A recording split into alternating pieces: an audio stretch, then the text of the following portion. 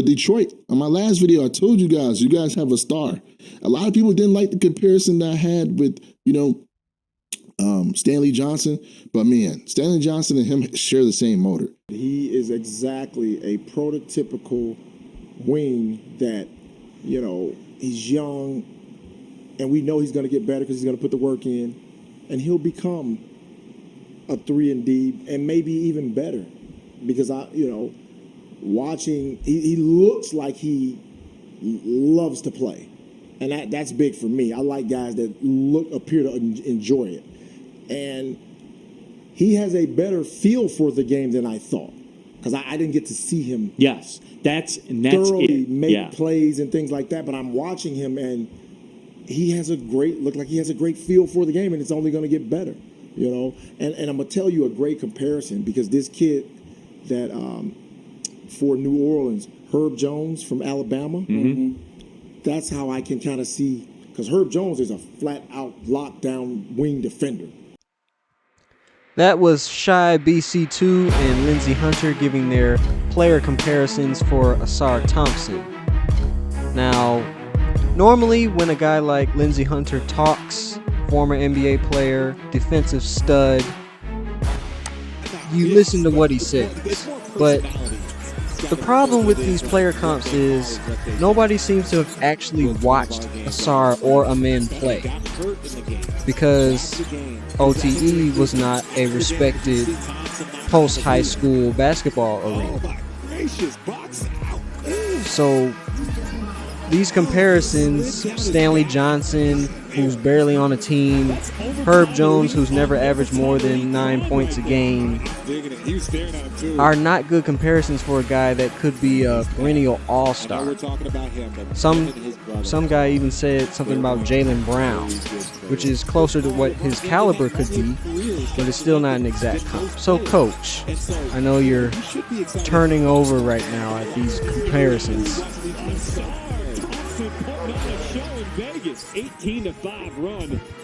I'm not turning over, bro. I'm already cooked. I'm already done. Okay. Listen, man.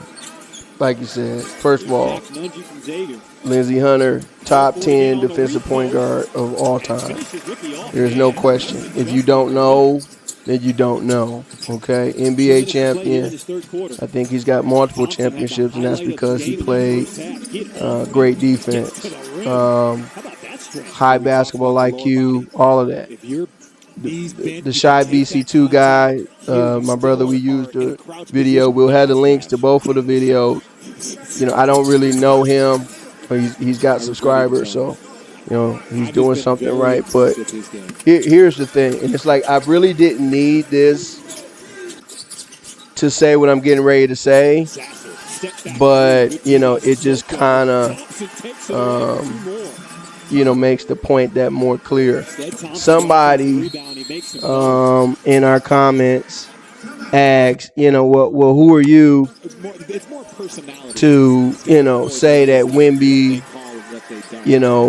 can't play, and are you better than the Spurs organization? I can't speak specifically to the Spurs organization. They find a lot of diamonds in the rough. They have a very good international presence. They're a great organization. But I can say without a doubt that I have been better than most of the NBA GMs for the past 30 years. So, to answer your question, like I said, I won't speak to the Spurs specifically just out of respect, but, there are, if I was the GM in control of a lot of teams, including the Pistons, those organizations would be in much, much better positions. I'll give you just one. I'm not even sure this is the most recent one now, but I'll give you one. In the Tyrese Halliburton draft, I was screaming, begging. I sent tweets, I sent emails, everything for them to draft Tyrese Halliburton because, I had got an idea that they were going to draft Killian Hayes. And I saw Killian Hayes play one time, and I'm like, this guy can't play. Not an NBA player. You know what I'm saying? So, if you don't know, Tyrese Halliburton has just gotten a max contract, and Killian is, you know, unless there's a miraculous turnaround, Killian is on his way to being out the league. It's obvious to me that I watch, you know, high school and college basketball more than these basketball people. Now, to be fair, Lindsey Hunter that I know of, Lindsey Hunter doesn't have a basketball, you know, job that I'm aware of, you know, outside of, you know, podcasts or whatever. Right? But I'm talking about the GMs, right? The picks that they make, y'all can't, I'll be wondering, like, why y'all making it, okay? They haven't watched, right? So, to compare Ausar Thompson to Stanley Johnson is disrespectful to the Thompson family, his daddy, his granddad, his mama, and, you know, whatever his grandma used to make for him when he went to school. Just disrespectful. Stanley Johnson can play. Okay? I'm trying to go back. I could be off a little bit, but, you know, in the Stanley Johnson draft, I want to say Bam Adebayo was in that draft, and that's who I wanted. So just to give you an idea. But it wasn't because I thought Stanley Johnson was a buzz. I just thought that Bam Adebayo was a better player. I could be off on that draft. Who's the dude that Bobby Portis? Bobby Portis was for sure in that draft. Bam Adebayo was in the 2017 draft. And so what was Stanley in? 2015, along with Darren Hilliard. That was another one of our picks. I remember him. Okay, I thought I might have been off, but Bobby Portis was for sure. And was that the Miles Turner? No, not Miles Turner. Was it the Miles Turner draft? Check it out for me. I know Bobby Portis was in that draft, but I think we had the option to trade down that 7th pick.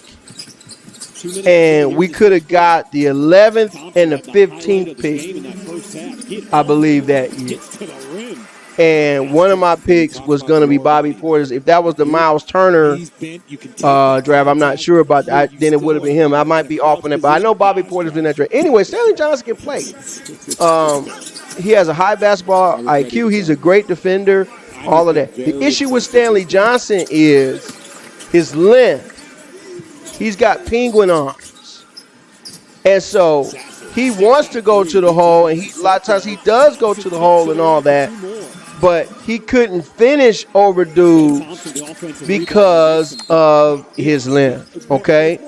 But from an athleticism standpoint, from a finishing standpoint, Ausar is a much better finisher than Stanley Johnson. It's not even funny.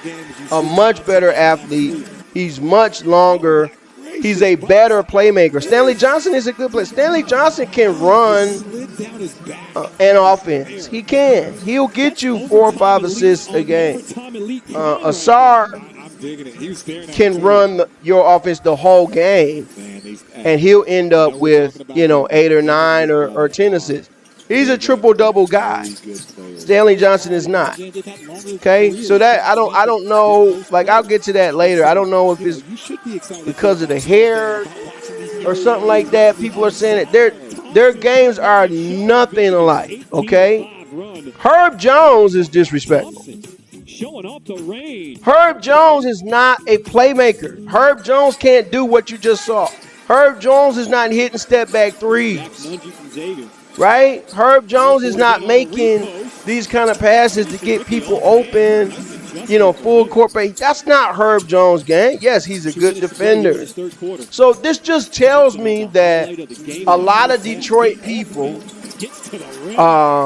did not watch OTE, and a lot of fans in general. Y'all, let's keep it real. Y'all were excited. We might have been the only people who were excited that we didn't get the number 1 pick.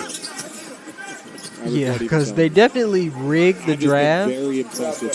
But once we didn't get number 1, I'm like, okay, we won't have the pressure to have to get Wembanyama, because I believe that certain teams want to do different things, but because of a player's hype, they feel like they have to pick that player. True, that's true. What we wanted from the draft, we did not want the number 1 pick, and really I didn't want the number 2 pick. Was one of our games that I was playing in. Okay, so you know, because I didn't know 100%. I would have been okay with the number 2 pick, but I knew that Brandon Miller was going to move up, and he had no business moving up. So I'm like 3 and below, you know, because I thought Scoot honestly was going to fall to 5, you know, because I knew, like, going into the draft, the Thompson twins were supposed to be like 11th and 12th and 13th or something like that. And I knew, and you knew, I'm like, wait till they start doing these workouts, they gonna move up. Because it was like Cam Whitmore was supposed to be the Pistons pick. Now, I did not want Cam Whitmore. Nothing wrong with him, but see, to be a great organization, it's not about not picking busts. It's about picking the right guy, right? You got to pick the right guy. Let's just talk about, you know, some of the best players that have played, come through Detroit or other organizations or whatever, okay? Other guys that I was high. Let's do it like that. Other guys that other people didn't know about that I was high on that nobody knew about, okay? Number 1 is Dwyane Wade, okay? I was the Pistons.com moderator in that draft, okay? And so, you know, obviously everybody was focused on, of course, LeBron, but we knew we weren't going to get him, so it was the number 2 pick. And most of Pistons.com wanted Carmelo Anthony. And then we started getting wind that, you know, Darko could be the pick. In fact, it was during a playoff game that one of the ESPN or somebody interviewed Joe Dumars, and Joe Dumars was trying to be politically correct. And he just told the people, he was like, they're going to pick Darko. And they hyped Darko up just much like they hyping Wemby up now, not to the same level, but he was, you know, everybody was saying, oh, he's incredible. He's a 7-foot point guard, so on and so forth. And so it was between Darko and Melo. And during the Final Four, I saw Dwyane Wade play. I was at a restaurant, and I saw him play. And I'm like, so much, you know, like, you know how you sit in a restaurant, you sitting back. I had to move my chair. I'm like, who is this kid? I need to be closer to the TV. So I went back to Pistons.com. I'm like, yo, it's not about Carmelo or Darko. We need to get this kid named Dwyane Wade. He's legit. We need to get him. Okay, well, we all know what happened from there. All right? So, Dwyane Wade. Ausar is better than Dwyane Wade. At this point in their career. Ausar is better than Dwyane Wade, period. Yes, coming in at this point, I'm comparing prospect to prospect, but I am saying flat out, Ausar is better than Dwyane. Dwyane Wade, Ausar is a better shooter right now than Dwyane Wade was for his entire career. Let's put that in perspective. Ausar is a better defender right now than Dwyane Wade. I'm saying right now. Okay, Ausar is he's a better athlete. Obviously, he's longer. He's a better playmaker. The only thing that I can think of that Dwyane Wade is better at, Dwyane Wade is proving his clutch ability. Dwyane Wade makes the right plays at the right time. Ausar does too, because all they do is win. If you don't know, all they did was go to OTE and win championships. He was the MVP of the league twice, not his brother. He was the MVP of the league twice. When the game was on the line, both him and his brother were hitting game-winning shots. They both had a game-winning shot in their final. Okay, so somebody said, I don't want to get too hyped. It's just summer league and all that. I'm not calling him a Hall of Fame. All right, so I'm gonna put it like this. I'm gonna give you what I think Ausar is going to average. Within the, I'm gonna give you what I think his ceiling is, and I'm gonna tell you the only thing that can stop him from hitting his ceiling, barring injury. Okay, Ausar's ceiling is like 25 to 27 points a game, 7 to 8 assists, and 7 to 8 rebounds. And 1.8 steals and like 1.4 blocks. That's his ceiling every single year. And that it doesn't matter of whether he develops a three-point shot or not. Now I forget which one, who's 1 and who's 0. 0 is Ausar, 1 is Amir. You sure? Yeah. Okay. So, this is OTE highlights right here, like some ghetto highlights. Like you can see the full games on Prime. I don't know if it's still on there, right? But that's his ceiling, based on what he is right now. How can you? He can average 20 points a game on 0 field goal attempts. How can somebody average 20 a game on 0 field goal attempts? If they're fouled every time they shoot. Exactly. Okay. Some of you guys out there, we'll maybe do a separate video on that. Y'all been talking about K versus Jaden Ivey and all that. Why Jaden Ivey is better than K Cunningham is Jaden gets to the line. The most important aspect, my opinion, of offense is getting to the line and making your free throw. It's not three-point shots. Why do I say that? Because when you get to the line, you do two things. Number one, you get out good players on the other team because they're in foul trouble. Oh my God. Right? So you sit them down and you get them in foul trouble, and if you can make your free throws, it doesn't count as, who did that? Gotta go back. It doesn't count as a field goal attempt, right? So if you go to the line or you shoot a shot and you get fouled, you can literally be 0 for 10 and it won't count for anything because you got fouled, and if you just make your shots, that could be 20 points. Okay, now I'm not saying obviously he's going to do that, but he gets to the line.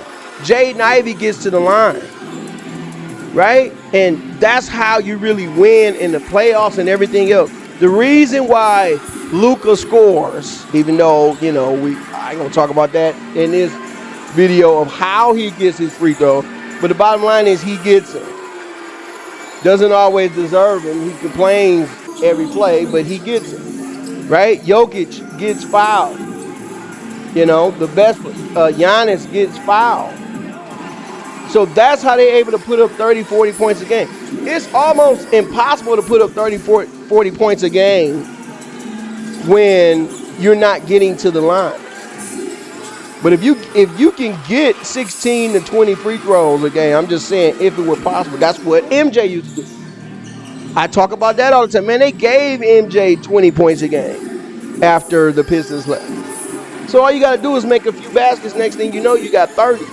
That's why Luka would be like 4 for 20 in a game, and you look up, he still got 30 points. That kid right there could play. You know what I'm saying? So that's why he's capable of scoring 27. It's not, oh, he's going to come in hitting, 10 out of 10 from 3, even though I don't know if it's this game or one of the games, he was 4 for 4 from 3. He was 4 for 4. Right? So he is capable.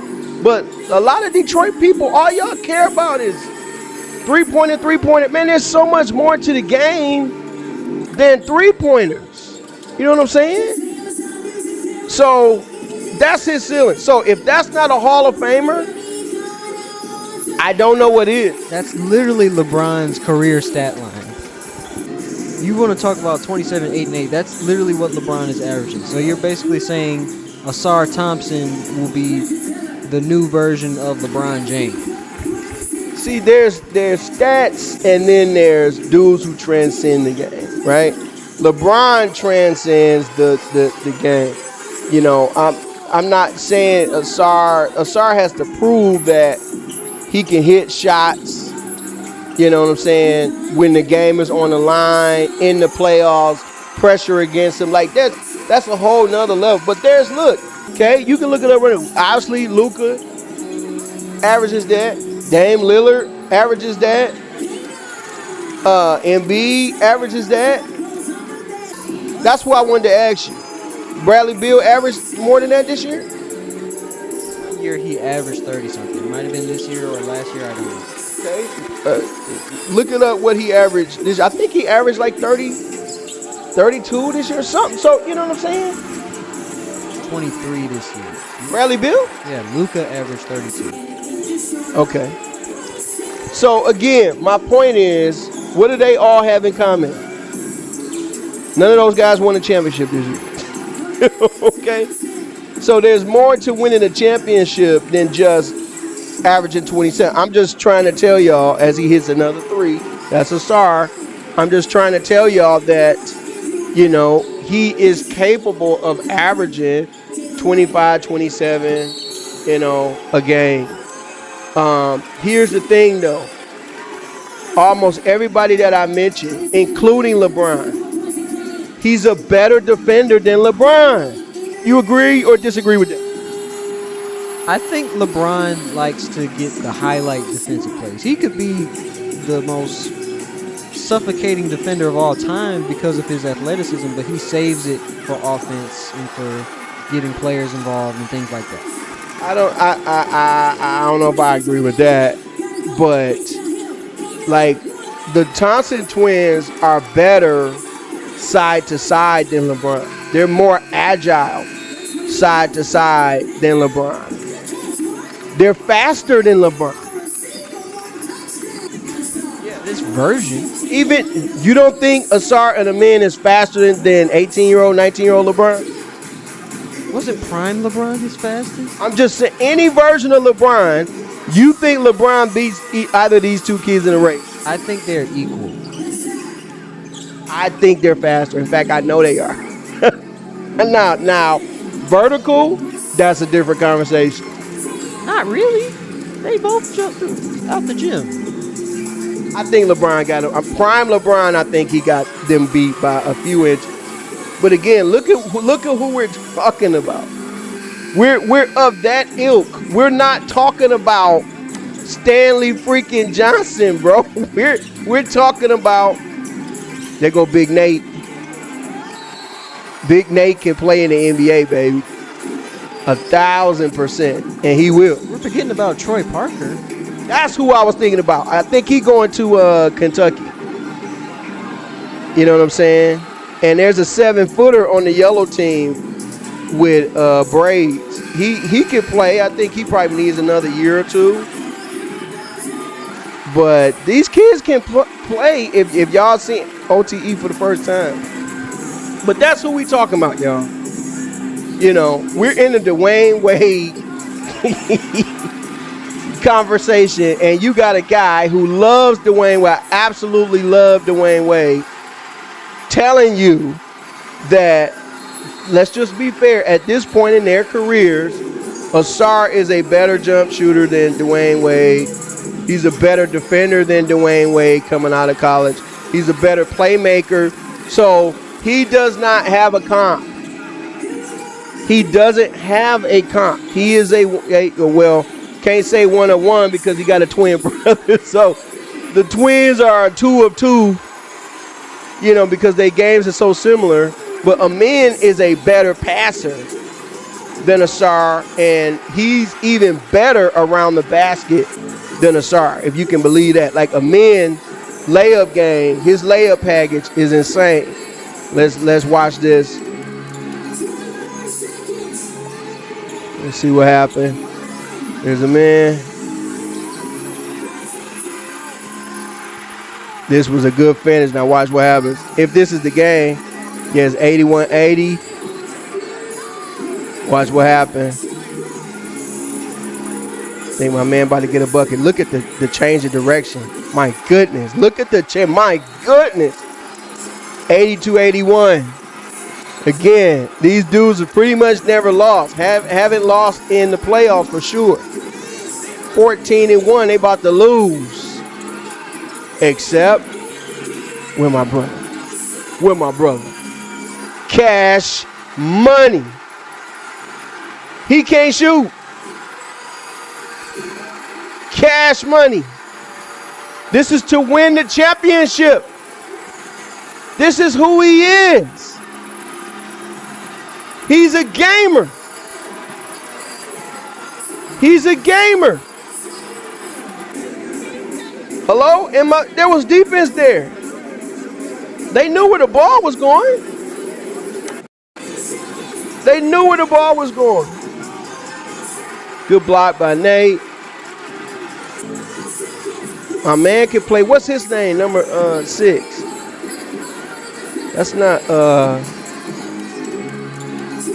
I don't know his name, but he could play, man. Here's a man. Gives it to, who's that, Tiller? Who can play? This dude, I don't know who number 6 is. I don't know his name either.